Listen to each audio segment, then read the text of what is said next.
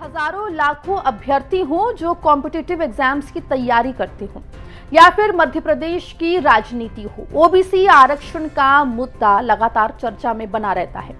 जहां एक तरफ अभ्यर्थी परेशान है क्योंकि ओबीसी आरक्षण के चलते अभ्यर्थी एग्जाम तो दे देते हैं लेकिन रिजल्ट ओबीसी आरक्षण से जुड़ी कई याचिका लंबित पड़ी हुई है, जिसको लेकर यदाकदा फैसले भी आते रहते हैं। लेकिन अब सुप्रीम कोर्ट की तरफ से एक आदेश आया है, जिसके बाद अब मध्य प्रदेश हाई कोर्ट में नहीं बल्कि ओबीसी आरक्षण से जुड़ी हर एक सुनवाई सुप्रीम कोर्ट में हुई। ओबीसी आरक्षण बढ़ाकर 27% कर दिया गया था, जिसके बाद से जहां एक तरफ अभ्यर्थियों के रिजल्ट पेंडिंग हो गए, वहीं इस पूरे मामले पर खूब राजनीति होती रही।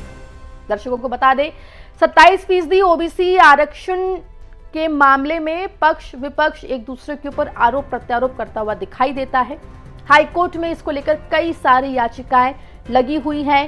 कई रिजल्ट्स ऐसे हैं जो ओबीसी आरक्षण की वजह से स्टे हो गए हैं, लेकिन अब सुप्रीम कोर्ट ने एक आदेश दिया है और फैसला किया है कि ओबीसी आरक्षण से जुड़ी हर एक सुनवाई जो है वो मध्य प्रदेश हाई कोर्ट में नहीं होगी बल्कि सुप्रीम कोर्ट में होगी।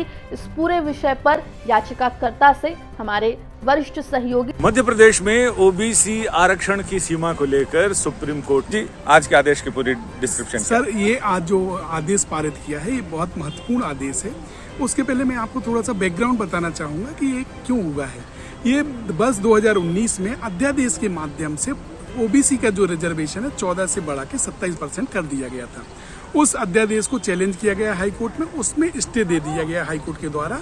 उसी स्टे को कंटिन्यू आज भी चल रहा है, जबकि एक्ट ऑलरेडी इनेक्टेड हो गया है।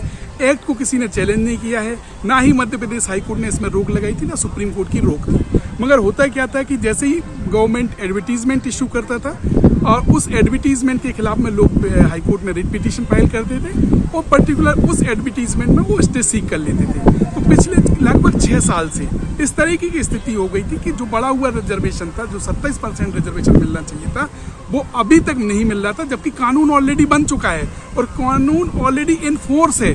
उस इन्फोर्समेंट को इनडायरेक्ट रूप से रोका जा रहा था एडवर्टीजमेंट में। तो आज जो आदेश पारित किया है एक ऐतिहासिक आदेश है कि इस तरीके की कोई भी याचिका आएगी हाई कोर्ट में तो हाई कोर्ट से रिक्वेस्ट किया है कि आप इस तरीके की कोई भी पिटीशन नहीं सुनेंगे। अगर एग्री पर्सन चाहेगा तो वो डायरेक्ट सुप्रीम कोर्ट में चैनल को लाइक, शेयर और सब्सक्राइब करना ना भूलें और कमेंट करके हमें बताएं आप किस विषय में न्यूज़ देखना चाहते हैं। धन्यवाद।